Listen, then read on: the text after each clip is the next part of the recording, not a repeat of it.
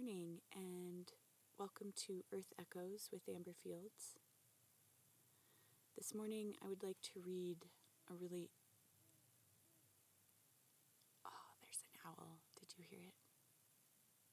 So special.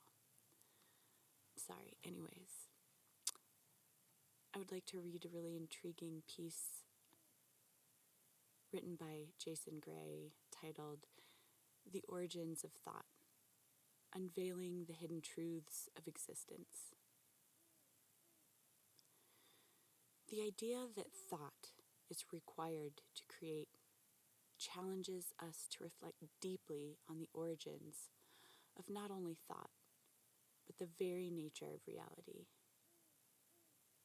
What if the frameworks we have accepted for centuries, scientific, philosophical, and religious, are incomplete, intentionally misleading, or limited by human perception? What if the origins of thought, creation, and consciousness hold truths so profound that they disrupt everything we have been taught to believe? The nature of creation and the assumptions we have accepted. From birth, humanity has been taught to view existence through certain established paradigms. That the physical world is primary and thought is merely a byproduct of biological evolution. That reality is defined by observable, measurable phenomena with no room for the intangible or unquantifiable.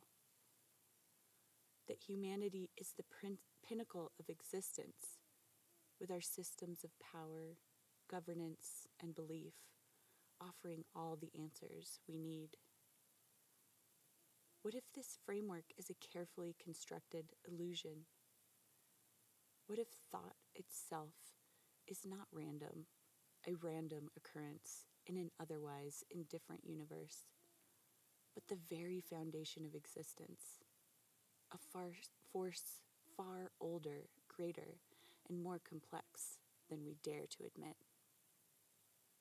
If thought precedes creation, as all evidence of design, order, and structure suggests, then we must then ask, who or what designed the system of thought we experience? Was it the work of an ultimate intelligence, or has humanity been led to believe in incomplete or false narratives about its origins and purpose? What created thought, and why does it matter? If thought is a prerequisite for creation, it cannot simply emerge from chaos. Chaos by its nature produces randomness, not order. Yet our universe is defined by intricate patterns, laws, and structures, from the spirals of galaxies to the molecular blueprint of DNA. This implies intent, design, or purpose behind existence. But if thought itself was created, then who or what created it? Was it a divine architect? A conscious intelligence beyond comprehension that set everything into motion with intention?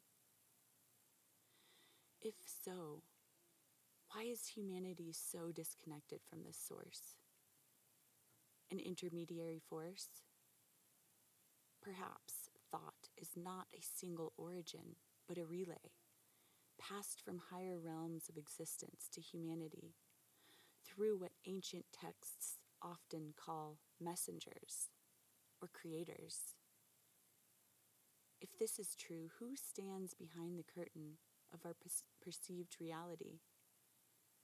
A system beyond time and space? What if thought is eternal, with no beginning or creator, an intrinsic property of the universe itself?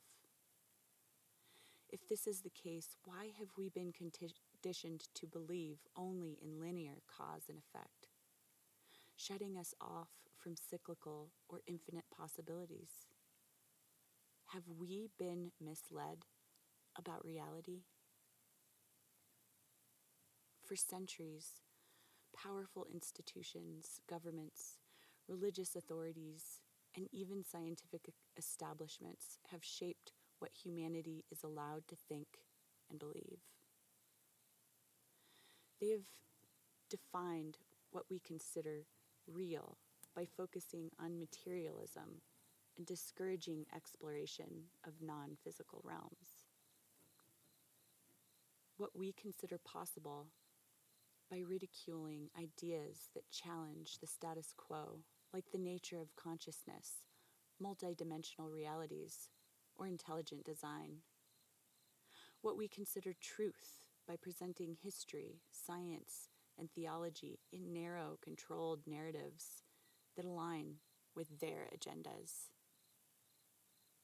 If humanity has been taught that thought is merely a byproduct of chemical processes, it diminishes the power and mystery of consciousness.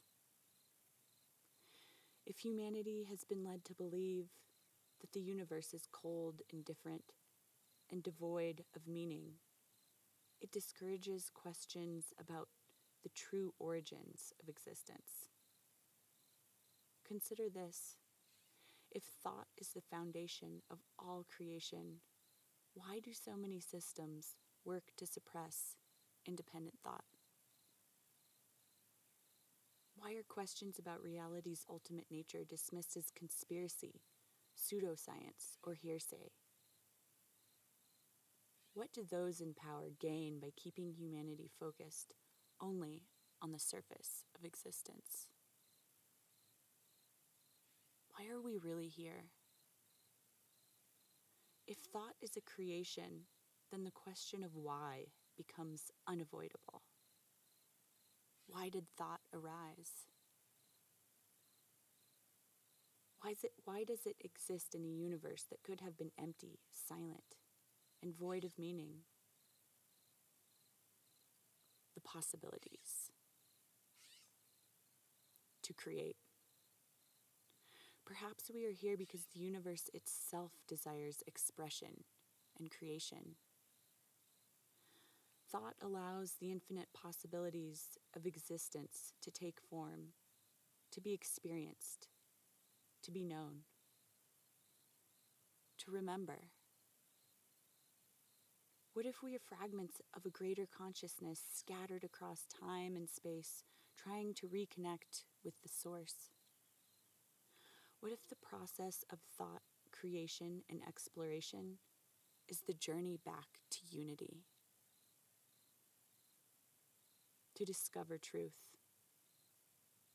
Maybe humanity's purpose is to uncover the layers of illusion and deception that veil the truth of existence, to wake up as individuals and as a species to the reality that we are far more than we have been told. The hard questions we must ask ourselves. If thought is the root of creation, who has shaped the way we think? Who benefits from controlling the collective consciousness of humanity? Why are certain questions about the universe's origins and consciousness discouraged, mocked, or ignored? What if the systems we rely on, education, science, religion, are not designed to enlighten us, but to limit us? What would it mean if humanity's true purpose is to transcend these systems, to rediscover its inherent creative power, and to reclaim its connection to the ultimate source of thought? If creation requires thought, and thought implies intent, what does that mean for our free will? Are we active participants in creation, or are we simply following a script written by forces we cannot see? A call to wake up. If humanity has been lied to for centuries, it is not merely an academic issue. It is a call to awaken. It is a reminder that the answers to existence's greatest mysteries cannot be found in books, institutions, or authorities, but within our own capacity to think, question, and explore. Why are we here? Perhaps we are here to ask exactly that, to question everything we have been taught, to challenge the illusions that surround us, and to reclaim the full power of thought as the tool for understanding the universe and our place within it. The question is not just what created thought. It is also what will we create with our own thought once we uncover the truth. If we accept that thought is both the foundation of creation and a tool available to us, then the act of questioning, imagining, and envisioning becomes a sacred responsibility. Yet how often do we pause to consider whether the very frameworks within which we think were handed to us, not discovered by us? To continue this exploration, we must go deeper into the implications of being beings capable of thought, while potentially constrained by invisible systems of control and deception. What if thought has been weaponized? If thought is the creative force that shapes reality, then controlling thought becomes the most powerful tool for shaping humanity's experience of existence. The suppression or manipulation of thought is not a new phenomenon. It has been a cornerstone of power structures throughout history. Consider religious dogma. For centuries, religious institutions dictated what could and could not be thought, often using fear, punishment, and even death to suppress dissent. Could it be that these institutions were less concerned with spiritual truths and more focused on maintaining control over collective thought? Educational systems. Modern education often prioritizes conformity over creativity, teaching us what to think rather than how to think critically. What if this system is not designed to expand minds, but to constrain them? Media and propaganda.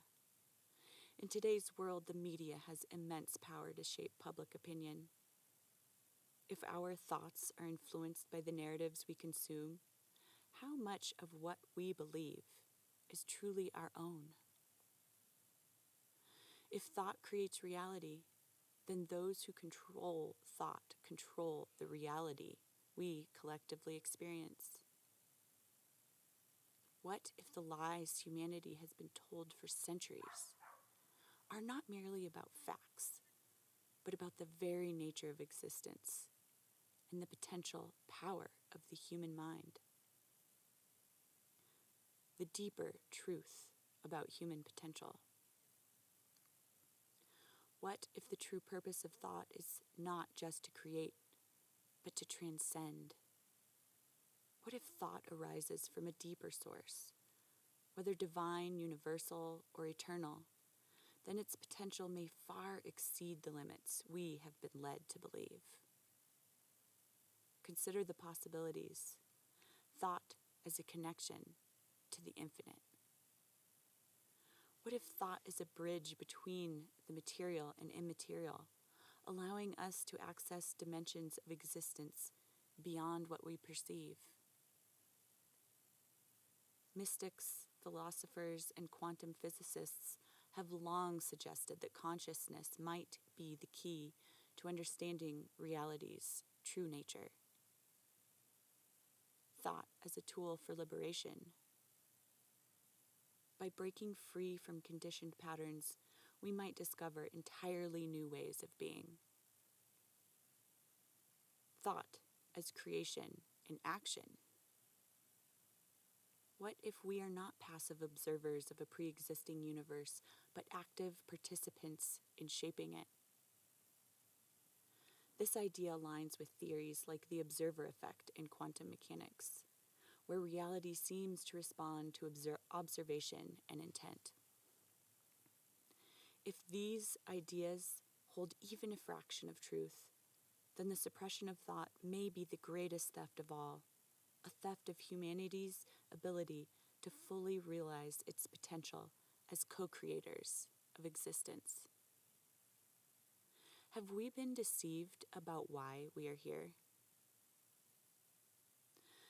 The dominant narratives of human existence often reduce life to survival, success, and reproduction. But what if these are distractions from a deeper truth? What if we are not here to simply exist, but to awaken? The narrative of insignificance. We are told we are tiny, insignificant beings in an incomprehensibly vast universe. But what if this narrative is designed to keep us from recognizing our intrinsic connection to the cosmos and our power to shape it? The narrative of separation.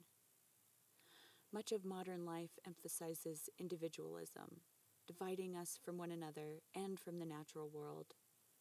But ancient wisdom often speaks of unity, a collective consciousness that humanity has forgotten but can rediscover.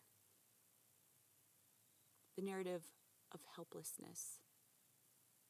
We are conditioned to look outward for answers, to governments, religions, and experts, rather than trusting our inner intuition and creative potential. What if the key to understanding existence lies not in external authority, but within our own capacity to think, feel, and imagine? These narratives keep us tethered to a narrow view of existence.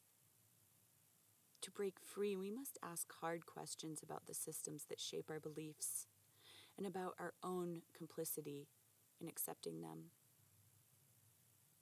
Reclaiming thought, the first step to awakening. To question what created thought is to begin the process of reclaiming it. This involves critical self-reflection. How much of what you think is truly your own?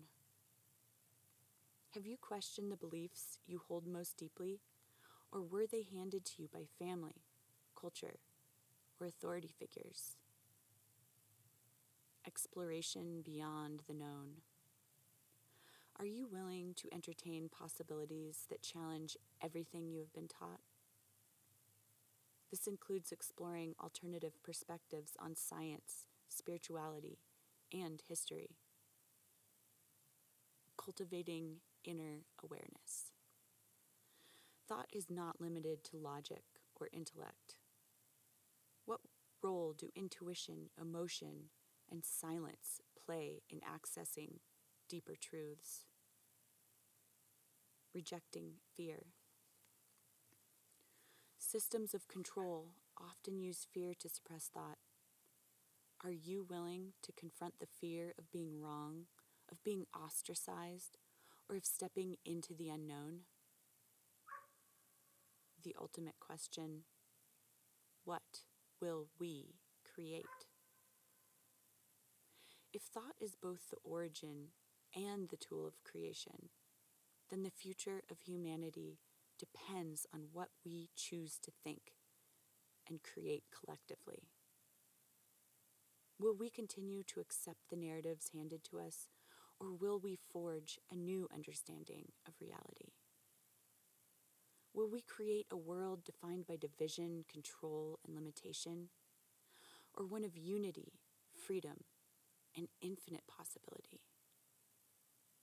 Will we allow the lies of the past to dictate our future, or will we reclaim the truth of our existence and our power to shape it? If thought created us, what are we capable of creating in return? To explore these questions is to embrace the ultimate mystery of existence. If thought itself was created, then we are a part of an ongoing act of creation.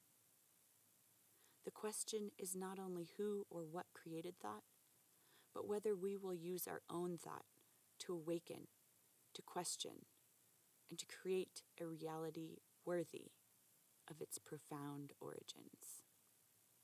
Jason Gray, December 24th, 2023.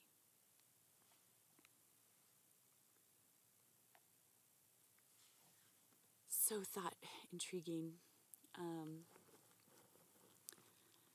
And so many of those questions and things that Jason discussed in that piece are why yesterday was my daughter's first day of kindergarten at a homeschool collective. Because I don't know if you're aware of this or not, but one of the Rockefellers was responsible for creating America's public school system because he wanted workers, not people who can think freely. And yeah, I went to public schools, and I think they're great for people that choose that path. But I do recognize that I was taught to memorize, and much of that stuff that I memorized, I no longer remember because it wasn't learned with passion and with emotion, which connects to something else I wanted to say about that piece. I've long held the belief that when you combine emotion and thought or intent, that is like one of the most powerful forces that we have access to. And on that note, I wanted to read just a little bit from a book, one of my favorite books by Greg Braden, called Pure Human: The Hidden Truth of Our Divinity, Power, and Destiny. It's a great book. It was just released earlier this year. And he encourages a practice in here which is similar to things that Jason encourages. And this is in order to bring coherence to our brain and to our being in a way that we can control. He says it's a 3-step technique used to achieve the coherence of heart and brain, where 1, you focus your awareness in the area of the heart. 2, slow your breath to a ratio of a longer exhaled breath than inhaled breath. For example, breathing in for a count of 4, then releasing the breath for a count of 6. And then 3, consciously, intentionally evoking a positive feeling such as gratitude or care for anything or anyone. And that's a really powerful suggestion. And in the book, he goes into all the amazing health benefits of doing a regular practice of that. And I really do think that thought is a powerful act of creation in our world that people underutilize, including myself. I definitely struggle to find the time to do that inner work, but it's so important, especially with how thought is being weaponized in society and in the world today. So thank you for asking all those interesting questions in that writing, Jason, and I hope you all are intrigued to think about these things a little bit more today. Have a beautiful day.